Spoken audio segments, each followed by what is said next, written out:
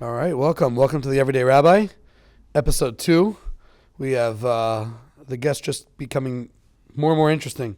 So I'm here with a close friend, old friend, young friend, Joe Davis. I'll let you introduce yourself. Thank you. Well, apparently I should have showed up at the end of the podcast series because then I could have been the most interesting person in the room. But. Yes, I know. You have to come back. I'm sure our next conversation will be more interesting than this conversation. There you go. Guaranteed. So welcome. Tell Thank me you. a little about yourself. Sure. So my name is Joe, or Yosef Hanan ben Yosel Halevi, and I happen to be Jewish and love being Jewish. And as you know, we've spent many days and nights talking about what it means to be Jewish, having a connection to the Jewish world and what the world looks like in general through a Jewish lens and otherwise. So, right. And we know each other going back at least 10 years. At least 10 years, probably close to 12 even. Yeah, I got here sometime around 2012, 2013, something like that. So I remember one of our first conversations we ever had, and the discussion was about God. And if I remember correctly, you know, our recollections of history sometimes are a little fuzzy after 10 years, but you said something to the effect of, I don't know if I believe in God. And I said something to the effect of, do you believe in the Jewish people? And you said, definitely. So let's start from there. Let's talk about our Jewishness. So I actually don't remember that conversation. Does it make sense? I've questioned everything in my life at some point in my life. And one of the things that I think is really important as a human as well as a Jew is to be open to new information, guiding you in different directions. And so I dealt with a fair amount of anti-Semitism when I was a kid. That made me... Where was that? That was in Buffalo, New York.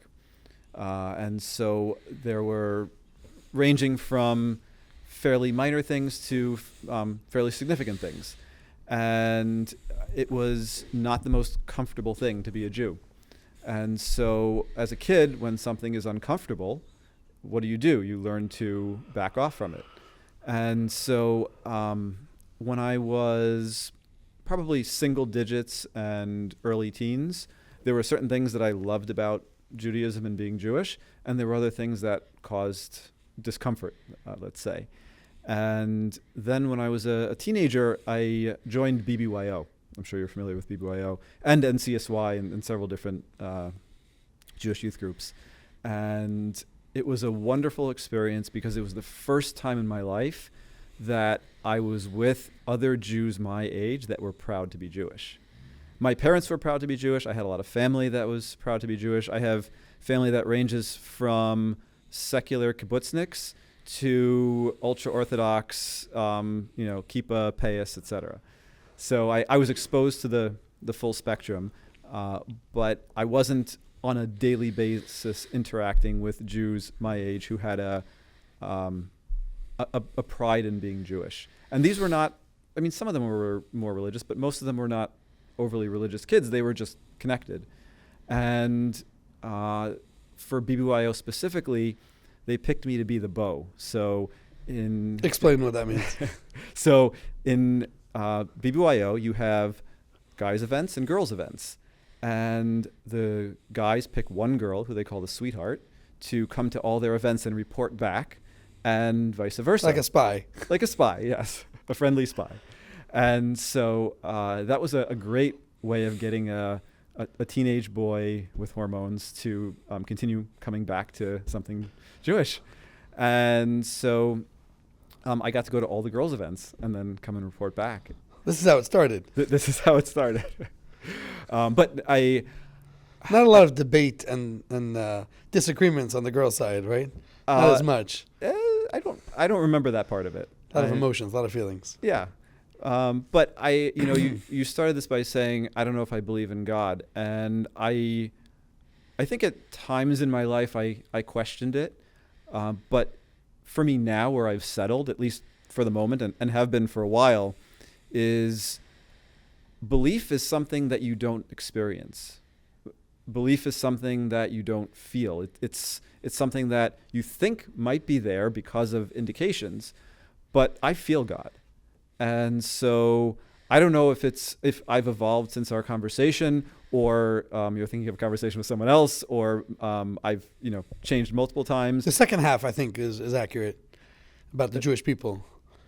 That belief in the Jewish people or feeling a connection to our people is something which is, for some Jews, a lot more practical than belief in God. Mm-hmm. Yeah, well, and as a Jew, to be connected to thousands of years of history and everything that the Jews have given the world is unbelievably powerful. I have friends from many different cultures, and I've had the joy of experiencing many different cultures. And when I interact with other Jews, especially Jews who are perhaps less connected to Judaism, and I did that. I worked as a guide for Birthright for many years, and so I interacted with a lot of kids who were perhaps less connected. And I would often hear conversations about, oh, it's so wonderful that fill-in-the-blank group has this deep, rich culture, and I wish we had it. And as my own knowledge of our culture and history and all this value that we bring to the world grew, I sort of made it my mission to share that, because we do, there are wonderful groups out there that have wonderful aspects. We're not an exception to that. We are very much part of that. And if you look at things like science and technology, how much Jews have contributed to the world, it's such an honor to be part of that. Isn't it interesting also how throughout I would argue most of that multi-thousand year, multi-millennia eras, epochs, generations, cultural shifts and so on, the Jew, for the most part, was silenced and wasn't allowed a platform, maybe a very small platform in the corner, without a very loud mic. The mic was turned off, or worse, or literally burnt at the stake for saying things that, they believed were true, an opinion, God forbid.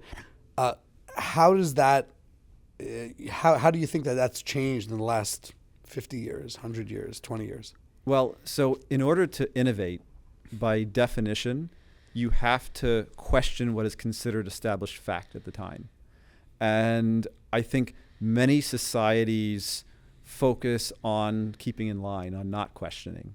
And in fact, one of my favorite things to do is bring a friend who's not Jewish to an Orthodox shul, because you have people in the congregation saying, no, that's not what it says. Oh, you missed a lot, questioning the rabbi and or correcting him. And everybody gets along, and it's not a big deal. And if you go into other houses of worship, that's not necessarily the case. And so I've had friends of mine who are not Jewish come and say, how could that happen? But it's the rabbi.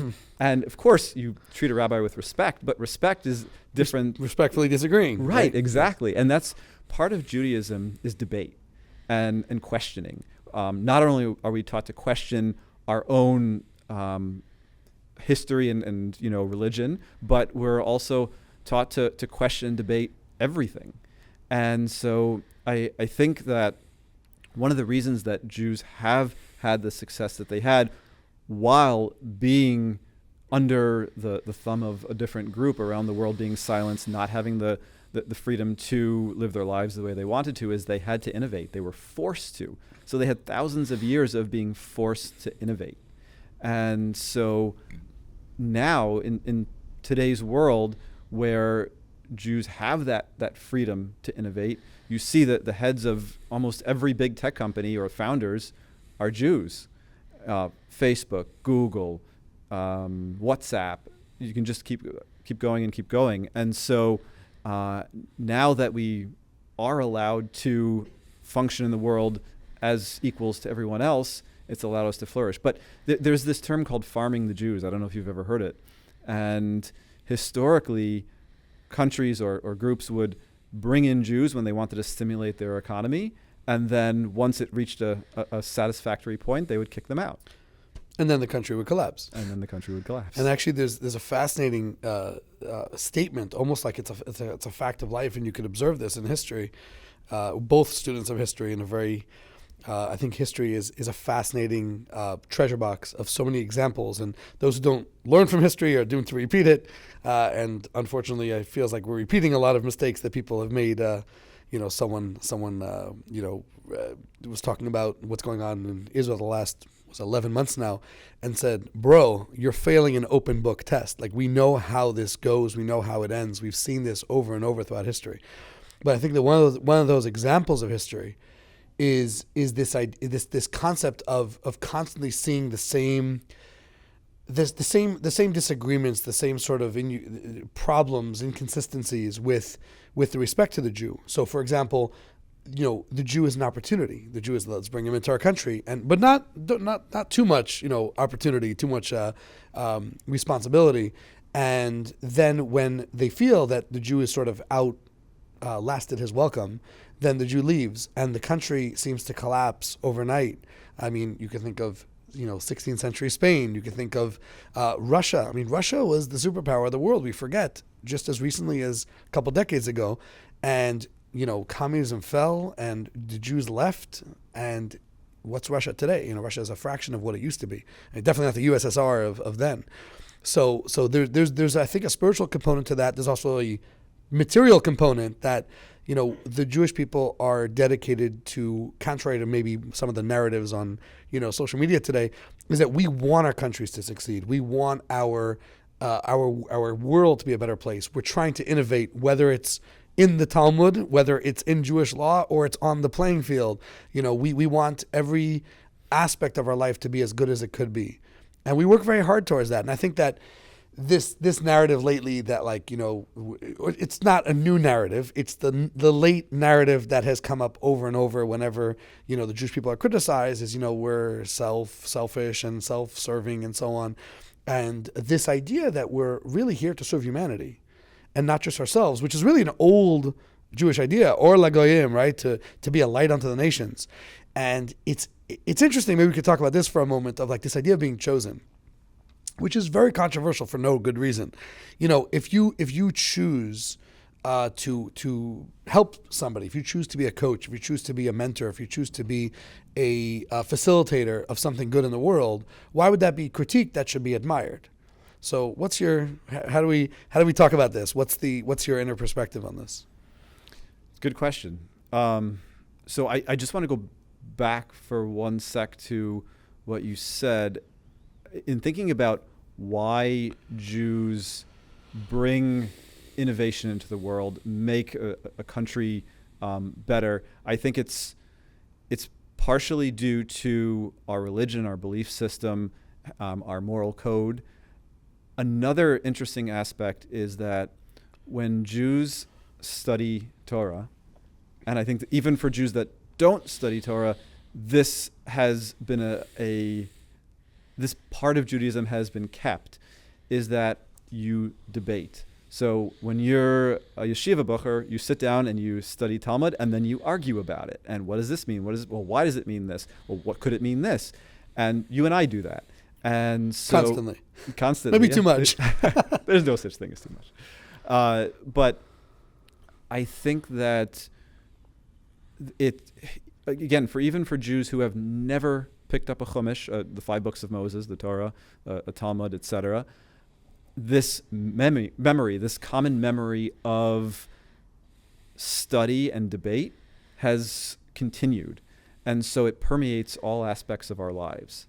And so as Jews are in the world, whether they're actively thinking about being a Jew and making the world a better place, or simply living according to the moral code that has been passed down from generation to generation, it instructs or guides all of our actions, or many of our actions. Interesting. So we spoke on our last episode a lot about the passion and enthusiasm for Judaism. And I think that, one thing that we share in common, as you mentioned, a lot of times is the debate and discussions. And, what do you think? What do you think? Well, I disagree, and that's fine, and that's okay.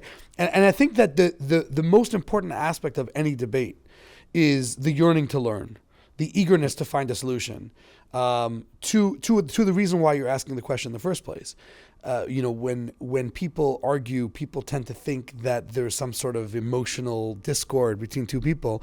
If anything, only people you could debate with are people you respect and you enjoy and you value as a person. Because otherwise, what do you do with people today on social media who disagree with you? You just block them, and that's the end of the conversation. Echo chambers. Sorry, echo, yes, very much. And today we suffer from that in probably more than ever. I mean, unless you want to consider the old shtetl an echo chamber, which definitely wasn't. But today you could literally believe what you want to believe. And this goes back to, this idea of belief in general is everything subjective. We could talk about this idea that, what is true, what is epistemologically, factual. And sometimes even things that everyone accepts as factual, some big scientist or philosopher will come and, negate it. I mean, till Einstein came around, people believed that the world always was. This idea of Aristotle, this idea of like eternity in the status quo. And came along Einstein and really proved mathematically that that's not the case. And then all of a sudden, you have to rewrite textbooks and so on, which is the whole nature of science in general, is to learn through osmosis and learn through experience and so on. The other side of that is at some point, you accept, like we've got to an end of an argument, and you'll have this in Talmud too. They're back and forth, and then it's like, it's time to daven mincha. It's time to take a break. Or we've reached the zenith of our knowledge. One of the most fascinating endings of a Talmud, which sounds like a bit of a cop-out sometimes, but the Talmud will end teku. And teku literally means we will ask Elijah the prophet when he comes, when the Messiah comes.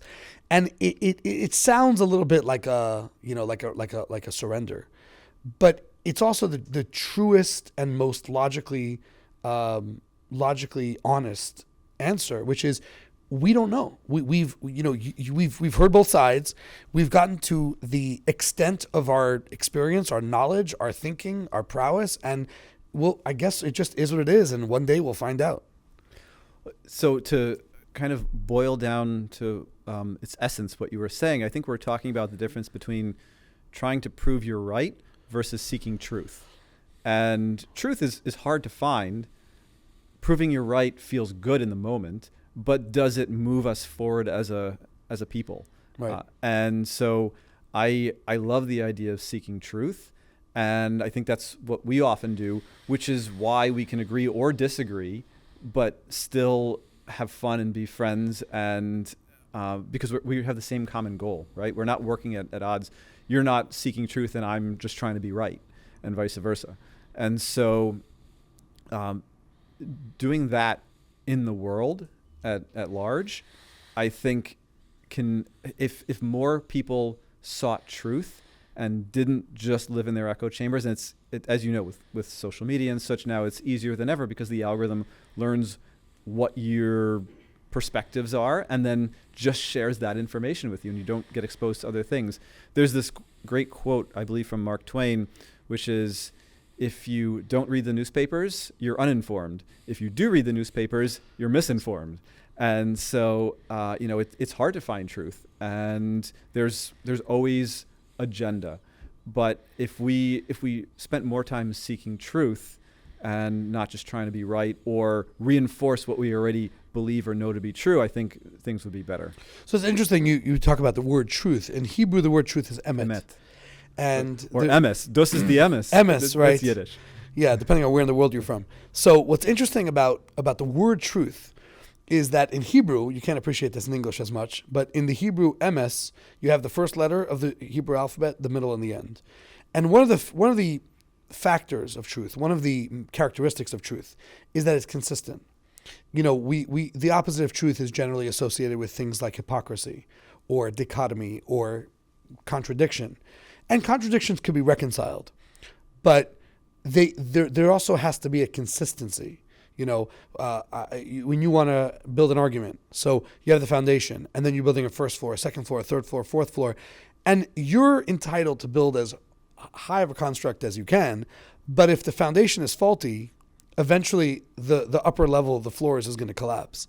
And I think that what's interesting about truth is that when you build an argument, false premises are dangerous, because if you start off with the wrong foundation, then the entire argument, even if the argument is brilliant, could end up with a very fundamentally flawed, I think in code, we have a few programmers who, right? If your first programmer who you base your code on is bad code, you could have a problem years down the line, or many, many iterations down the line, many versions down the line that you don't even know exist until it's exposed later on.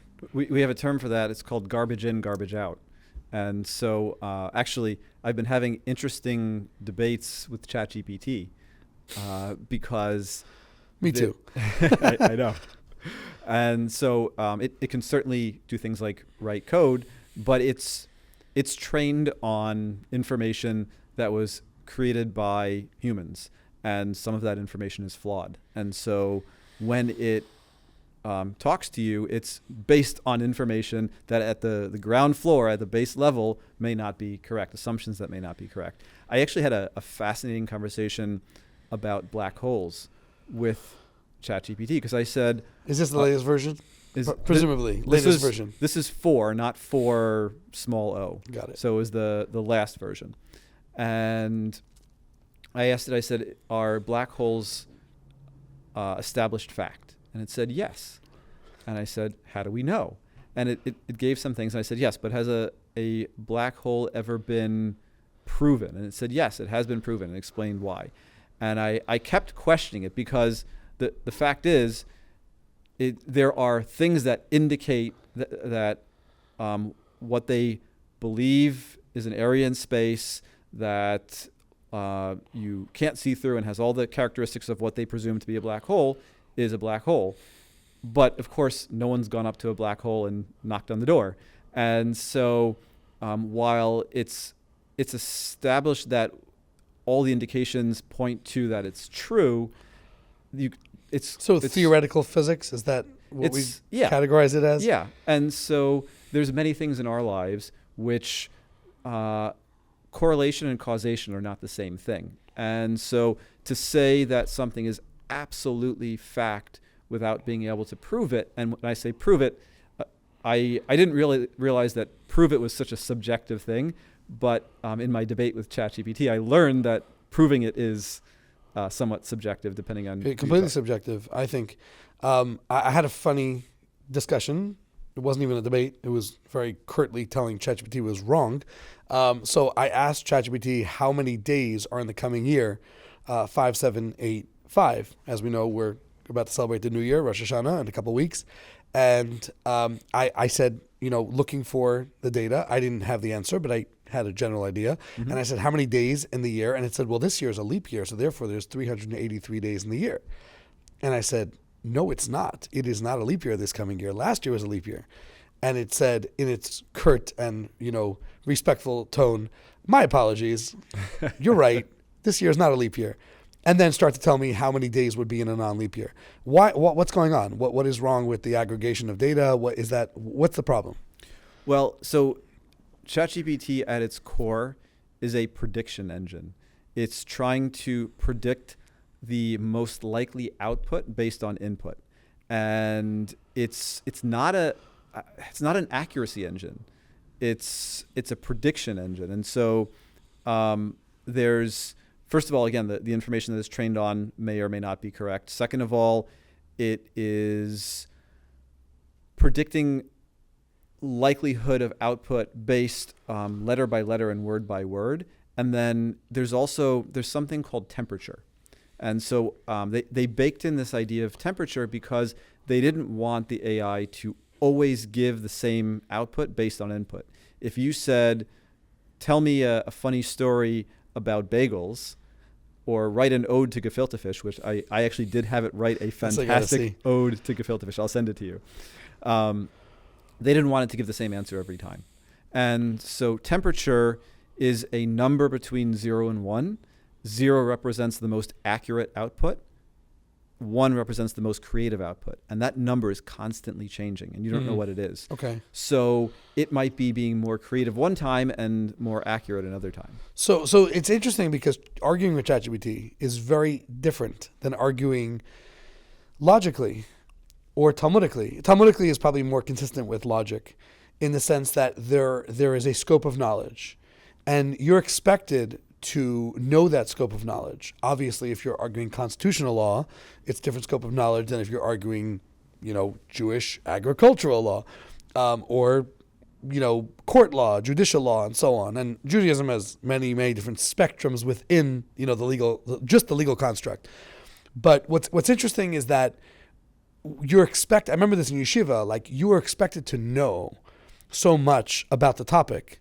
And then with all that knowledge, discuss and to orient yourself and to argue logically, why can't you use this case? Why can't you use that case? Why is this not like this? Why is that not like that? And you're forced, it almost seems more mathematical than creative. And am I getting that right? Yeah.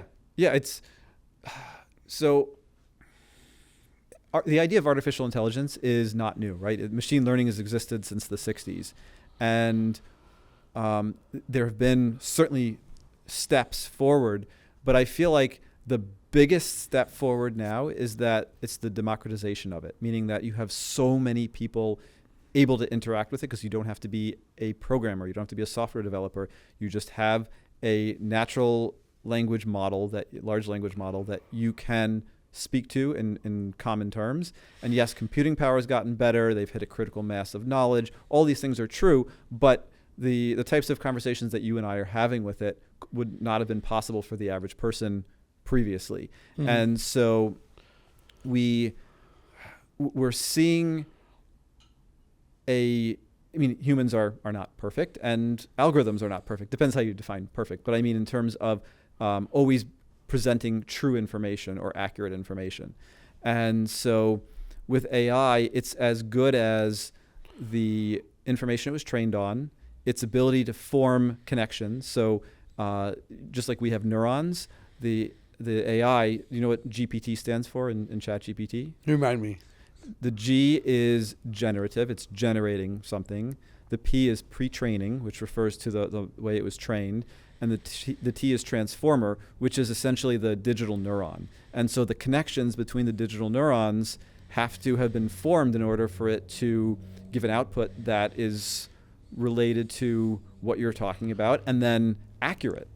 So when we talk about different platforms, so ChatGPT versus others, is the pre-training the variable? What is the pre-training is certainly part of it. There's also, they have a different number of CPUs, they have a different algorithm, they have different guardrails in place. It may have a different focus. So Claude is different than ChatGPT, which is different than Grok, which is different than other ones. And so I would say Copilot, which is Microsoft's flavor, and ChatGPT are probably the most similar because Microsoft invested a lot of money into OpenAI, which is a whole different story because OpenAI is a nonprofit that owns a capped for-profit company. There's a really interesting layers there. But Microsoft put in a whole bunch of money and got access to the technology, and so they're powered by really the exact same thing, although they're two different products. But the other ones go off in different directions. So going back to Ode to Gefilte Fish. Yes. Where do you feel that, because obviously, as we mentioned, in terms of gathering knowledge, ChatGPT is not always as practical as something like Google, which, you find a reputable site, and I always recommend people, if you're looking for knowledge, go to certain sites that are known to care about the accuracy of their knowledge. Mm-hmm. How about, where else would you say that ChatGPT could offer value in Jewish life? I was thinking about poetry. And as Jews, people often talk about different sectors, I don't know if you want to call it that, different areas of interest within Judaism. Obviously, we have mysticism, we have logic, Talmud, we have the Midrashic, which is the more allegorical, narrative side. We have the scriptural, obviously, can't forget that. But then you have philosophical works, and people forget there's also a lot of poetry. So a lot of the machzor, right, beautiful hymns that are written that are, there's no time for that usually, except for a day like Yom Kippur when you're doing nothing else. And there's literally there's going to be pages and pages of beautiful rhymes, which may make more sense in Hebrew than they do in any other language. And I feel like maybe ChatGPT would help in that regard. Where else would we see that where can we use it? Let's say as Jews or in our daily lives. I'm always interested in the more Jewish side. Yeah, I think it's a great question. So anytime accuracy is not a concern, I think AI is a really fun tool to use. But one of the ways that I use it with Judaism is I like to read. And when I'm reading, whether it's Chumash or Talmud or Mishnah or whatever, or just history of Jews, and I come across something that I don't know, which is fairly often because there's more that I don't know than I do know. And then I can go to AI and I can say, tell me about this.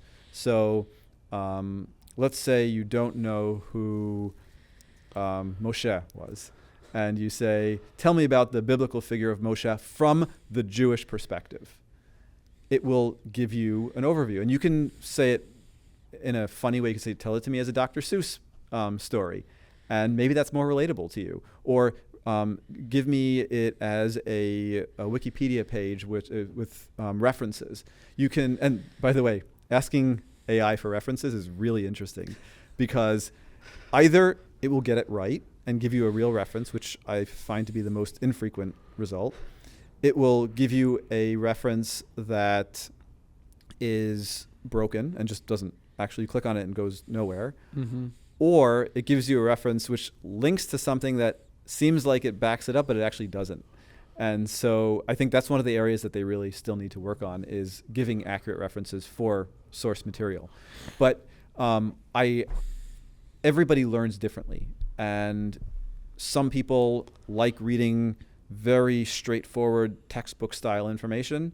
Some people like it to be much more, narrated and fun. And so that's a great way to use AI is ask it Jewish questions, and maybe not like, you could have an ethical debate on different aspects of Judaism with AI, but I'm talking about more just asking it to explain things to you, which you might otherwise either just gloss over or not have the time to research, and ask it in a way that you will relate to. Okay. So it's interesting because in a certain sense, what you're describing sounds a little bit like Midrash. So Midrash usually gets the bad press of being narrative. And I say bad press because we think of narrative as untrue. We think of narrative as inaccurate sometimes, like Chachubti. And in a certain sense, narrative has a function much more, like hyperbole, has a function much deeper than just true or untrue. It's perspective. Now, your perspective on, let's say, Moses, right, will affect how you think of Moses. So similar to your perspective on God, if God is the angry guy up in the sky with the big, long, white beard and he strikes lightning on anybody who disagrees with him, you're going to have a very negative view of God. Whereas if God is the nice parent who's always giving you presents and sometimes reprimands you like your parents usually do, then all of a sudden God becomes reasonable. And you could talk to God. God's not unreasonable. So this narrative business is very, very, it's not only, number one, it's critical because you can't read through, when we used to do book reports back as kids, like they used to ask you, tell me about this character. And you're like, well, I never got a character introduction in the book. And like, yeah, that's your job. Based on your reading of the book once or twice, what do you think about this character? And you have two people who have a completely different view of the protagonist or the antagonist. Sometimes reversing those roles even, and there's ways that movies, of course, they make us identify with certain characters, positive or negative. Social media does that too. Mainstream media does that too. Very, very manipulating in that way. But then there's just, what do you think based on your context? And sometimes you have no context. And I think this is where storytelling comes in very, very much in necessity. So, when we ask our grandparents, what was it like back in the shtetl, 30, 40, 50, years, whatever, before the Common Era, before this generation, what was it like before cell phones and what was it like before, and you listen to it's not even history, it's a perspective. And their perspective might be different than somebody else in the shtetl, but you're hearing a personal recollection, a personal perspective. And I think that one of the things we focus on in this podcast is perspective. And I think that perspective is important because narrative is like connecting dots. And sometimes you could make a different picture, right?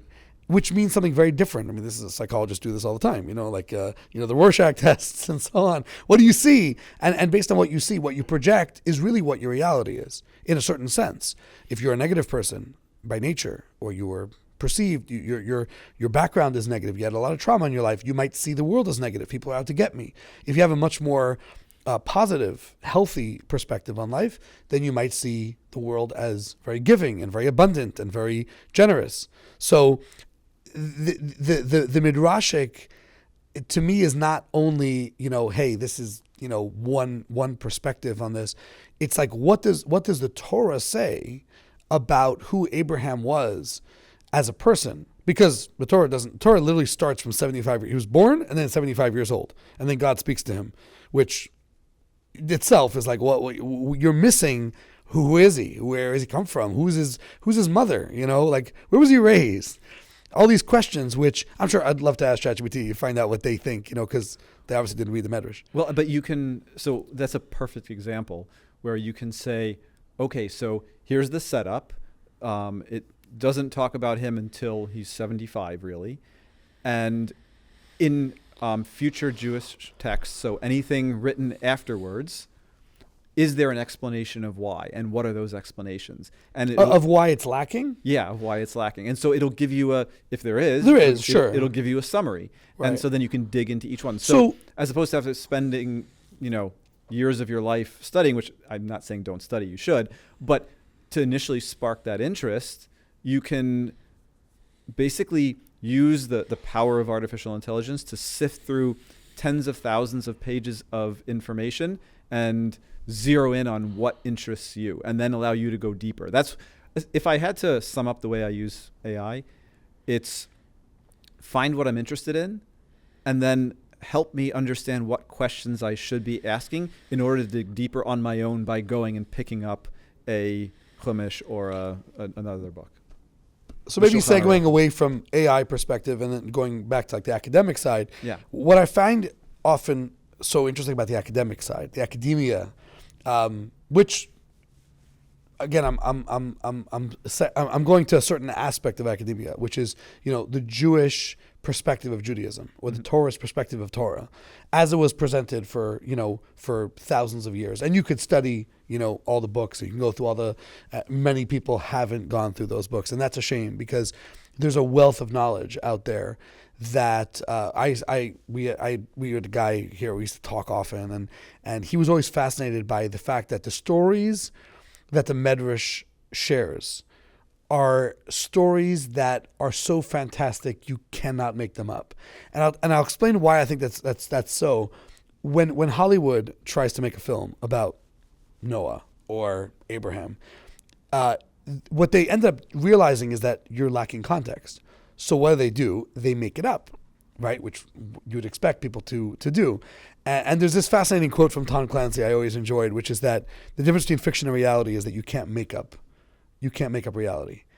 It's sometimes so bizarre and so it's true because nobody would ever think of this. And I remember going through the Medrash on the story of Joseph, the backstory, which is probably rated R. It would never be made into a movie.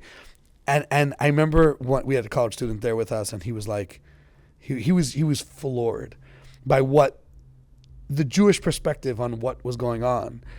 And I think the same thing with Abraham. Like, who was he as a person? And there's this interesting narrative about Abraham that he was, the story goes, whether it's accurate or true, I don't think it matters so much as the character development of Abraham.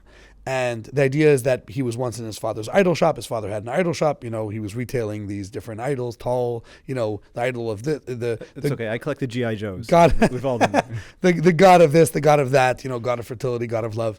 And one day he leaves Abraham in charge of the store, and he comes back a couple hours later, and there's it's chaos, and basically every idol is smashed to smithereens. And except for Nimrod, which is a 6'5" idol standing with a big hammer, and Terach, Abraham's father, says to Avram, "What happened?" And in a prepared scripted speech, Abraham says, well, this idol and that idol got into a brawl and they all started fighting. And, it was basically, dog eat dog until Nimrod was the last man standing. And basically he won the fight. And this father turns to Abraham and says, you think I'm an idiot? These idols don't argue. They don't think. They don't see. They're not jealous of each other. And he turns to his father and says, then why do you worship them? And there's much discussion of if this is hyperbole, if this actually happened, was it a conversation? But one thing is for certain is that with that narrative, with that perspective of Abraham, when you start to see what he does the rest of his life, it makes sense that his character is an idol smasher, which isn't so surprising that his descendants, right, from some of his families, are idol smashers till today. That's their, people like smashing, the gods of other religions and demoralizing and demeaning other people who don't agree with them. And not that Abraham necessarily had that. Abraham was seeking truth in a certain perspective, but unbridled passion for God and for truth, which could be taken the right way, taken the wrong way, and in a certain way, regardless of how it's manifest. That is Abraham. It's either this is what I'm going to teach the world. I'm going to teach the world my way. And maybe that's why he's the father of 3 or 6 religions, depending on how you count.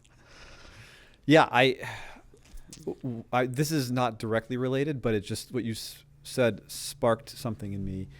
One of the things that I love about being Jewish is common memory.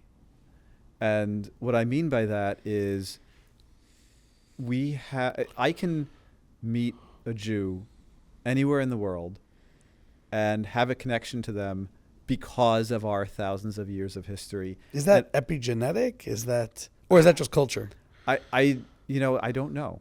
I mean, part of it is culture. So, for example, if I meet somebody that I've never spoken to before and I say the word schmutz, it reminds me of my grandmother saying, "You've got some schmutz on your face," and licking her thumb and rubbing it on my face. And pretty much any Jew I meet will laugh. And the reaction that you just had is the exact reaction that I have from every person. The saying about Yiddish is that you never have to translate any word because it just sounds like what it is. You say schmutz on your face. What else could that be? Right, exactly.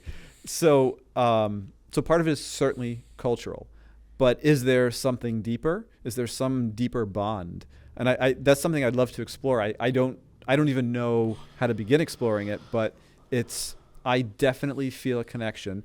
And I know as human beings, we feel the need to identify with a group, and the group is, it's evolutionarily beneficial and all of that. Not Jews. Jews like to stand out.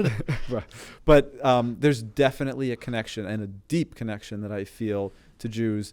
I was hiking through the woods of Costa Rica and ran into a Jewish guy there, and there was nobody around. We hadn't seen anybody all day, but immediately we bonded. And I'm sure I would have bonded with somebody else, but at a level that this is a complete stranger. We've never spoken. We have nothing in common, and yet we have everything in common. So back to this idea of the Jewish people. Do you believe in the Jewish people? One thing I've found, one discussion I find fascinating, is whether Judaism is a race or a religion or a culture or a family. And what you end up realizing is every one of those, let's call it, little journeys, paths, ends up with a dead end. Because if it's a race, we have different races, Jewish. You can't convert to a race, right? Right. And we have every race you can imagine Jewish, right? Right. You have black Jews, you have Hispanic Jews, you have Asian Jews, you have...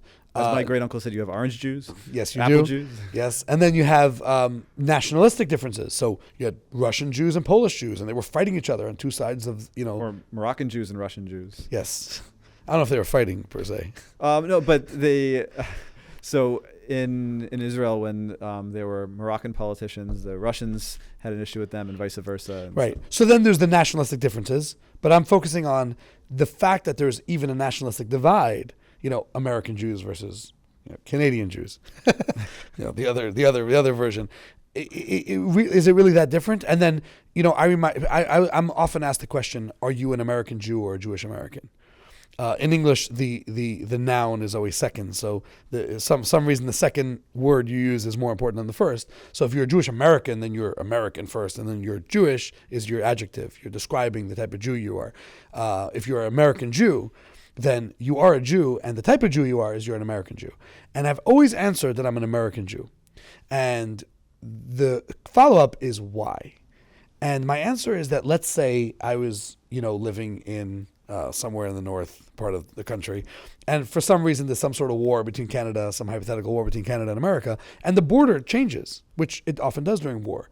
And now I'm on the other side of the border, and I'm suddenly a Canadian Jew. Not by choice, but by mere fact that I ended up on the opposite side of the border. Does that change my identity? So the Jewish identity, and then the question is, what is Jewish identity? And I remember someone came to Orlando, and she found out she was Jewish on her trip. She came from Germany, of all places. And during her trip, she found out she was Jewish. She found out her mom's Jewish, and her mom's Jewish. And then she's trying to identify herself. So what does that mean? And then she's asking everybody, and nobody knows the answer. And they call me over and they say, what is Judaism? What's the defining factor? And I said, that's easy. It's a soul thing. And it really is a soul thing. So is it epigenetic? Probably. Is it cultural? Also. Is it nationalistic? Could be. Depends, how Zionist you are or not. Is it a language? All these factors are factors, but they're not the thing itself. And so what is the thing itself? I think it's a soul thing, and we have a soul connection. I remember we had somebody who, people forget how few Jews there are in the world.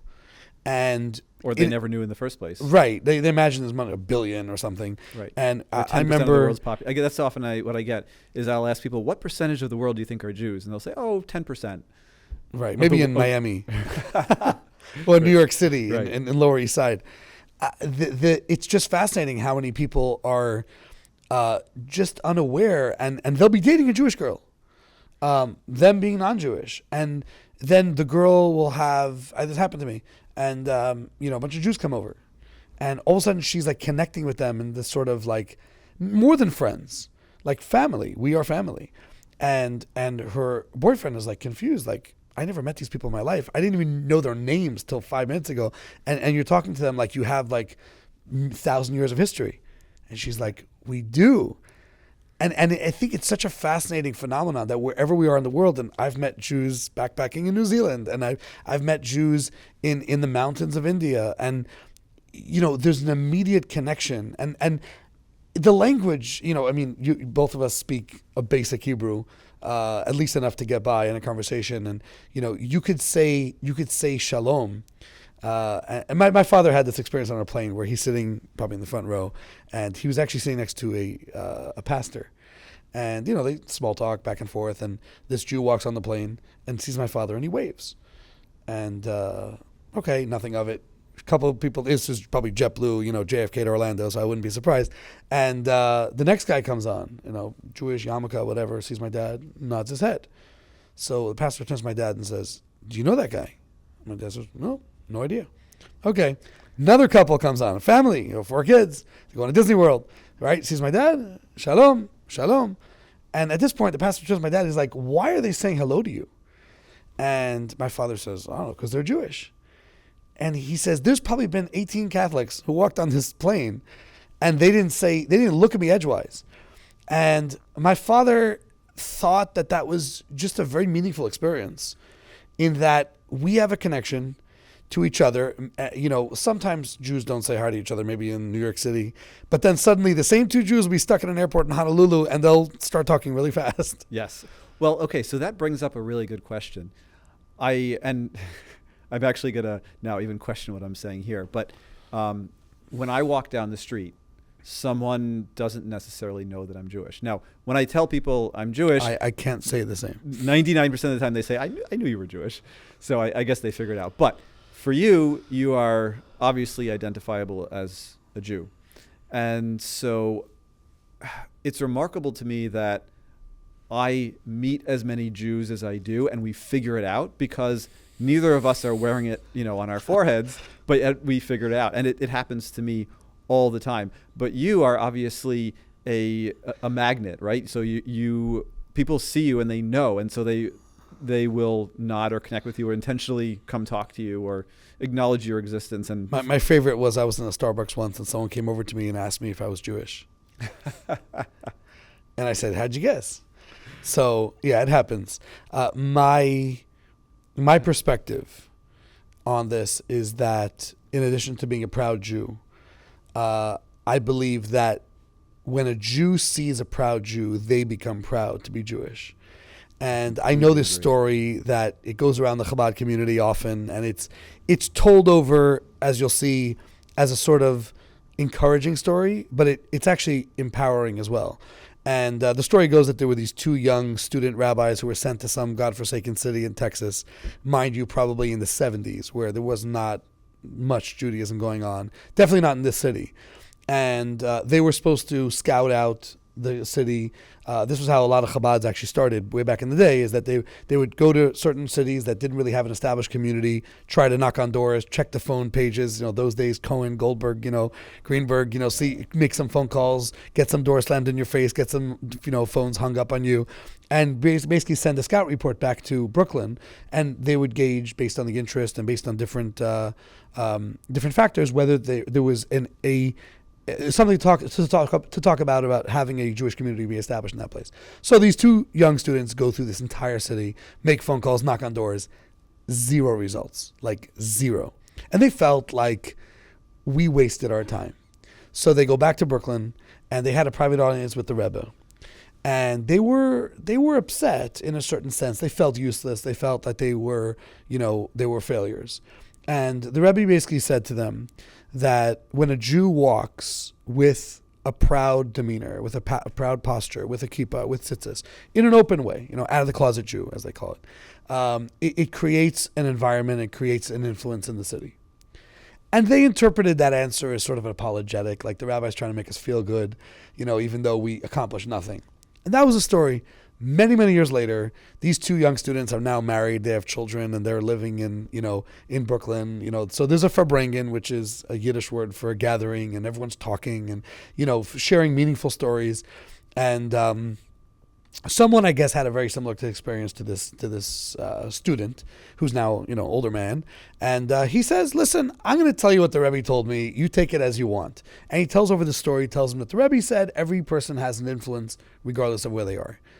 So this young man stands up on the other side of the table and says, "Could you tell me what city you were in?" So they tell him, and Laredo, Texas, something like that. And then they say, "What year was it?" And they tell him. And he says, "I have the rest of that story." So he says the story was that my mom, who was a Russian, from the old country, and she had immigrated to America, and we really had nothing to do Judaism in our house whatsoever. And she's in her apartment washing her dishes, and she looks out the window and sees a mirage of these two Hasidim walking down the street, and she has a double take, like what is this? Like, what did I go through a time loop or something? And she turns to her son and says, "I think you should learn more about your Judaism."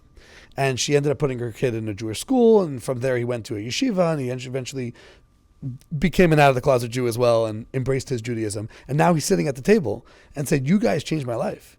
You didn't realize it. You would have never have imagined that you had any sort of influence. You said yourself you didn't think you had an influence, but you did." And that's the experience I have walking through the city every single day, walking down the street, walking in a gas station. I once had an experience. I was wearing a baseball cap, and just the tzitzis were only identifying factors. And I didn't think, I thought, tzitzis, a lot of people don't really know what those are. The tzitzis are the tassels we wear outside, which is really like a big toga that we wear under our shirts. And a lot of people don't really identify it with Judaism so much. At least I didn't think so.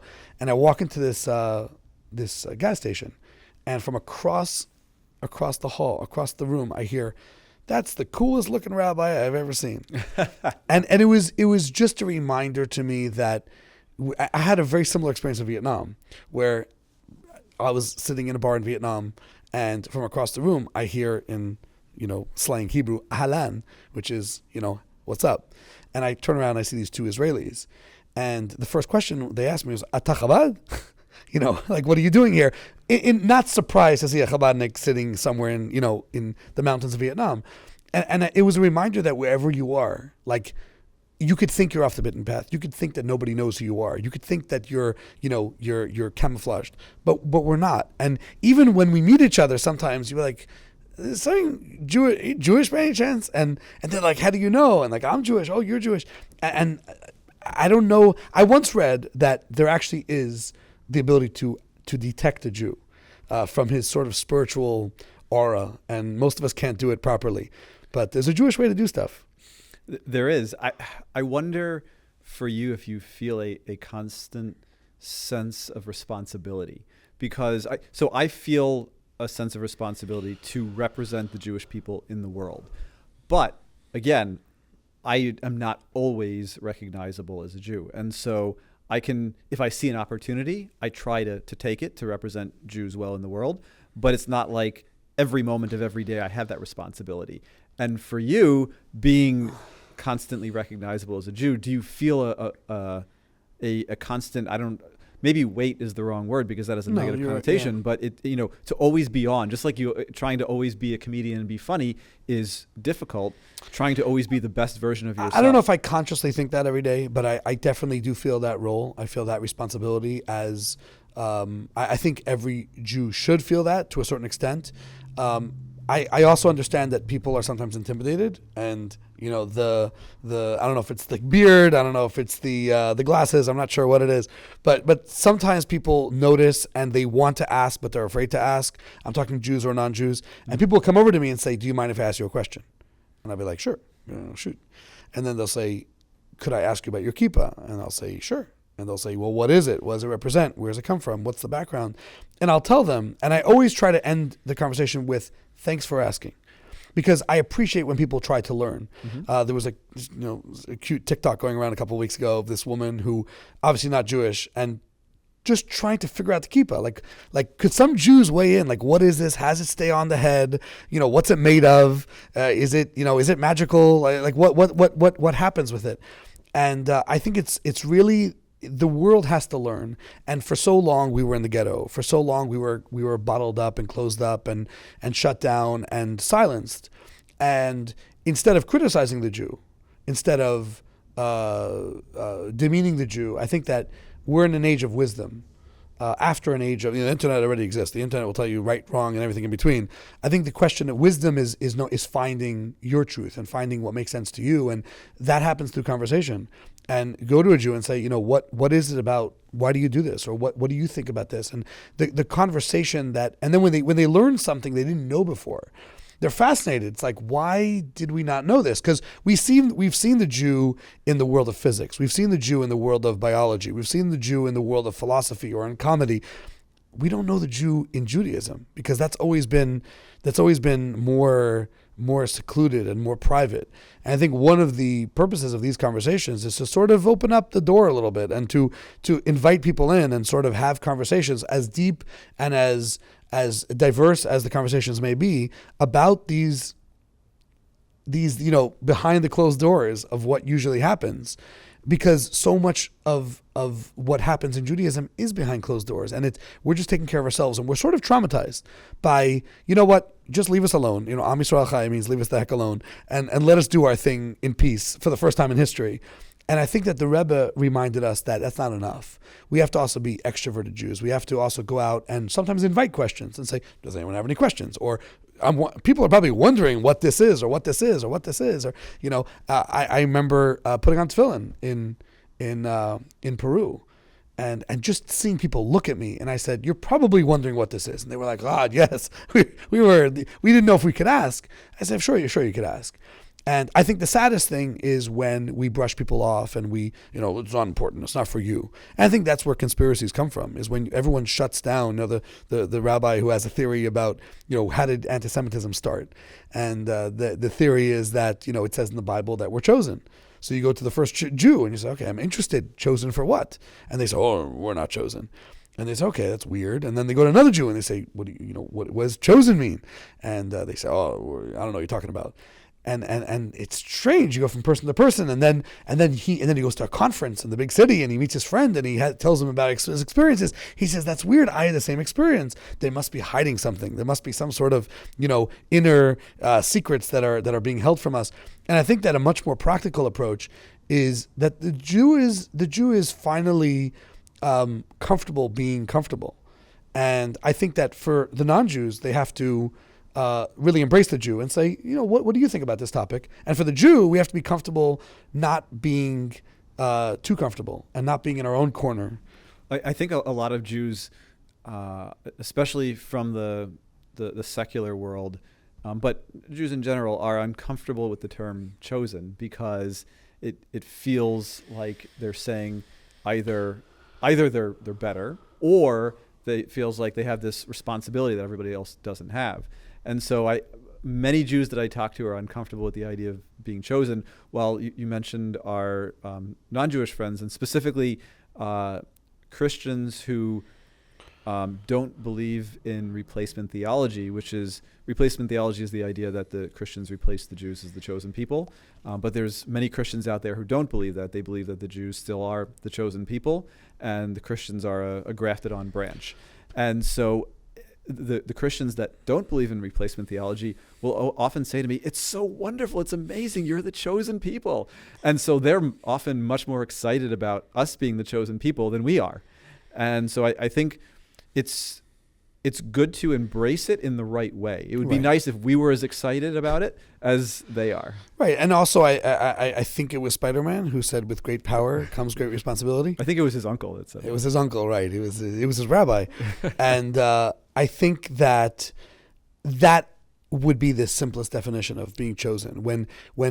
So if you want to go back to narrative, what is the Torah's narrative of that?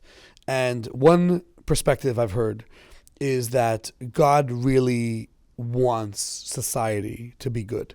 God wants society to be wholesome and get along, regardless of differences, tribal differences, cultural differences, nationalistic differences, idealistic differences. But the world didn't want to. And the world was sort of stuck in this ancient caveman mentality of, my God's greater than your God, and, my cave's greater than your cave. And God really needed a messenger to come to the world. Or God needed a message to get to the world. And the message was, be good. So the story goes that God went to every nation on earth and said, and we're talking about not modern nations, we're talking about 4,000 years ago nations, and said, how about we make a society which is, everybody's equal, and we teach we educate, and we study, and we learn, and we don't, fight each other in coliseums, and we don't kill babies or old people. And society had a problem with that. And God had a problem with that, and came to the Jew and said, we have a problem. Nobody wants to be good. So could you be the messenger to bring goodness to the world, to bring a message of morality and a message of decency to a society which is not really interested? And the Jewish people said, oh, this will be easy, right? Like they'll love us for it. And God said, so to speak, good luck with that. And I think that if you fast forward 4,000 years, there's a talk on YouTube from a rabbi in Israel, and he says that almost every Judeo-Christian value, almost every American value, every international value, global value that we have could be narrowed down to a value that comes from the Torah. Not as the Jewish book, but as God's book. God's not speaking only to the Jews. God is speaking in the Bible and the Torah to mankind. And that's why in the Torah you have rules like don't murder and don't steal and don't do these terrible things and don't harm animals, and to accept a objective authority. Because if you don't have objective authority, like everyone gets to decide, what is good and who is good and so on. We knew examples quite recently of cultures and societies which, people are good, but these are not people, they're subhuman. And that was their excuse for exterminating, and killing people they didn't agree with. So the Jewish perspective is that we have a responsibility to the world. I think that ideas like no child left behind. You go to Shema, Vishinantam, Levanecha, V'dibarta Bam, speak to your children, teach them how to read, teach them how to, integrate into society, teach them how to swim, teach them how to have a job.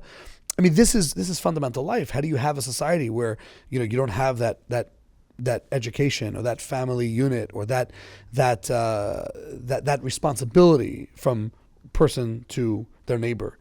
And I think that's what it means to be chosen. It's a big responsibility, and I think that for some reason it's controversial today to say we'll get credit for it, but we're not doing it for the credit. If the world is just a better place today than it was yesterday, we're happy. Well said. I think in today's world, we're uncomfortable with responsibility, and we're uncomfortable with sharing something that is good and we're proud of. And I think it's fine. It's great to be proud of something. The fact that if we can make the world better for Jews and non-Jews alike, then that's wonderful. And I think that the idea of chosen has evolved over time, that the meaning of the word. But in its truest sense, it means what we're talking about here. It means we're chosen to make the Jewish and non-Jewish world better. I think that is the purpose of the world in general, is to make this world better and to make us better. So I think it's one of the deep secrets of Judaism. And if we could only do that, the proverbial, turning the jungle into a garden, the jungle and the garden is the same place. You should see my garden. It's pretty much a jungle. Well, we could do some work on the garden as we could on this world. So thanks for coming on. Thank you for having pleasure. me. Definitely. We'll see you again. I look forward to it. Till next time. And your beard is more impressive than my beard. You're a beard in progress. I actually trimmed it today because I was thinking, I have to look presentable for this, but I actually should have gone the other direction. Yes. People say, how do you have such a nice beard? How do you get such a big beard? I said, stop shaving is number one. All right. Thank you. A pleasure, as always. Pleasure's all mine.